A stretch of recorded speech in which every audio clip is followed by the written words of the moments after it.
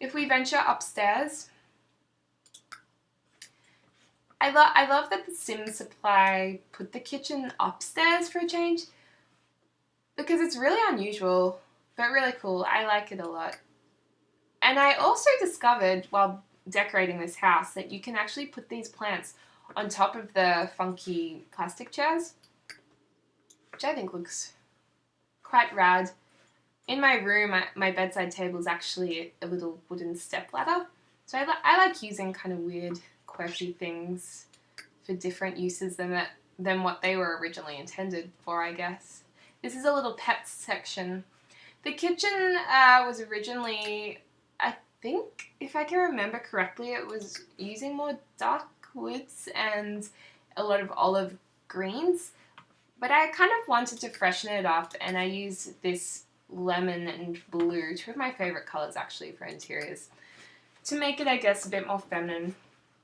I layered these carpets, an idea I got from Stepher Sims, who, she's awesome too. I love watching her videos.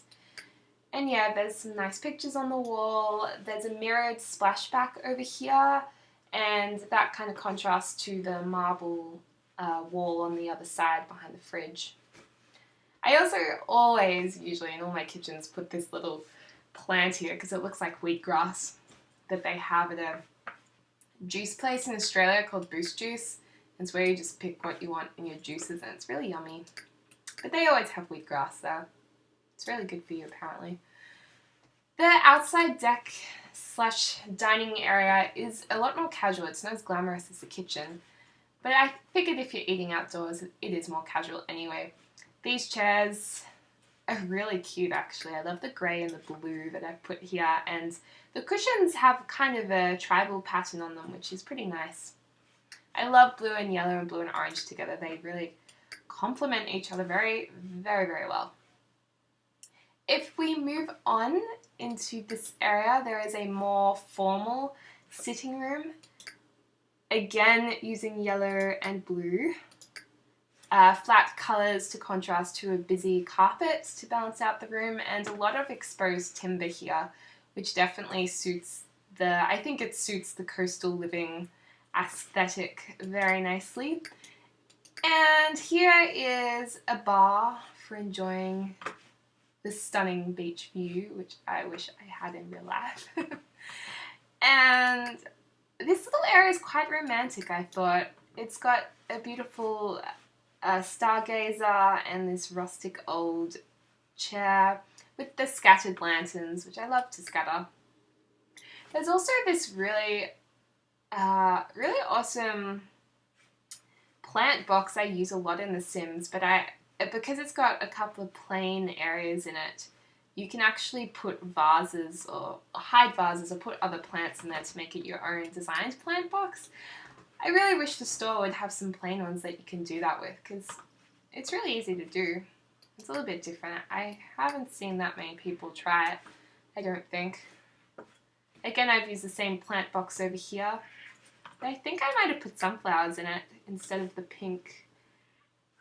Oh no, just little garden flowers. So yeah, this is the main master bedroom, I should say. And there's a double wardrobe there for his and her, as they say. And I love these digital photo frames where you can put any picture you want in them. This is actually a picture of their pond in the backyard to get some nice cool colours in there. And these bedside tables look sweet with wood texture around them. I really like them. And these vintage old lamps are awesome. Whoever works at The Sims, they do such an amazing job designing so many different objects that have so many, they're all so different. I would just make everything the same, I swear. So yeah, this ottoman I put at the end of the bed with this beautiful plant and books. Sorry, I say beautiful a lot. And these chairs are nice. They're pretty rad. They're from Sims 3 Pets. And I've also finished off the room with this dark wood or rich wood dresser, just to, I don't know, throw a spanner into the pastel room, spanner into the works. So that's basically the main house. If we go downstairs and then up this area. Oh, by the way, I put these fountains in amongst the rocks. Fountains, or whatever you call them. I think they're so pretty in live mode. Like, I don't know, I really love them. They're like little waterfalls around the garden.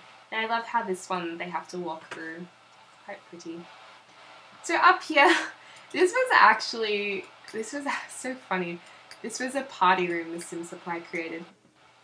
It was a really funny episode. Such a great idea. Very, very entertaining, but I thought I would make it into a gym to be a little bit more useful for my young family.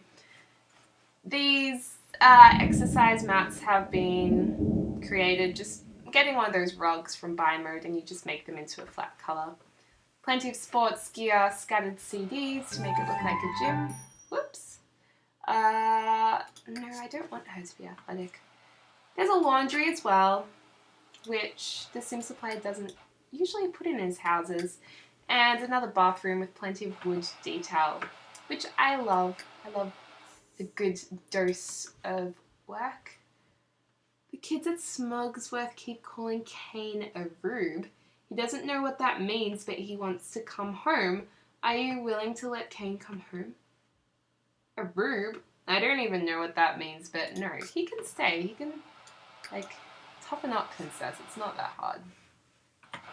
I'm sorry, that sounded mean, but school is hard. There are crazy kids that go to people's schools, and it's tough. It's definitely a tough world out there. I had a tough time. But I'm sure Kane will be fine, because I made him quite good looking.